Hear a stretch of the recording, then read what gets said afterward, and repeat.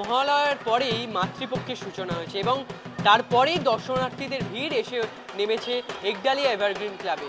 কি জানাচ্ছেন উদ্যোক্তারা এবং তার পাশাপাশি দর্শনার্থীরা তারাই বা কি জানাচ্ছেন, আসুন দেখে নেব।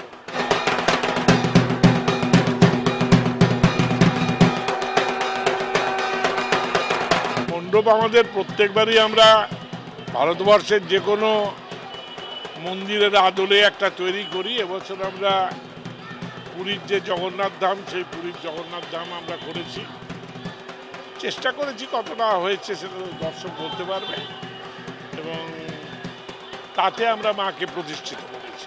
মানে মাও পূজিত হবে, প্রভু জগন্নাথও থাকবে একই সঙ্গে, সবই ঠাকুর আর কি, অসুবিধে কিছু নেই। আমরা তো সাবেকিয়ানার পুজো করি, পৌরাণিক আমরা থিমের পুজো করি না। চণ্ডীর চর্চিত বর্ণনায় যে মা দুর্গা আছে, আমরা তাকেই সেইভাবেই পুজোটা করি।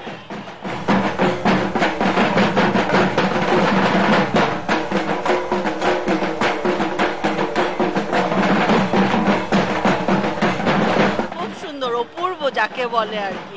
অনেক দিন পরে আমি এখানে এসেছি, প্রায় 11 বছর পরে এই পুজো আবার দেখতে এসেছি। কিন্তু অসাধারণ। বাইরে একটা মানুষ না বলছিল কি মুখটা খোলা হয়নি, কিন্তু কে দেখে এত ভালো লেগেছে আর বলার নয়। অসাধারণ অসাধারণ ডেকোরেশন, মূর্তি, এভরিথিং অসাধারণ হয়েছে। দ্বিতীয়তে আমরা এসেছি পুজো দেখতে, অ্যাকচুয়ালি ফাঁকা পাবো সেই আশাতেই এসেছি, কারণ পরে আমাদের দ্বারা হয়ে ওঠে না, এত ভিড়ের মধ্যে আমরা দেখে উঠতে পারি না।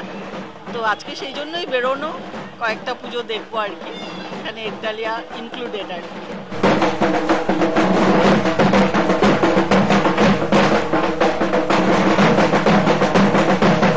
মহালয়ার পরেই দর্শনার্থীদের ভিড় এসে উপস্থিত হয়েছে একডালিয়া এভারগ্রিনে।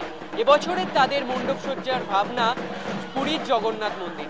একদিকে মন্দিরের আদলে তো মণ্ডপকে সাজানো হয়েছে, তার পাশাপাশি দেবীর যে চালচিত্র সেখানেও পুরীর মন্দিরের ভাস্কর্যকে রাখা হয়েছে।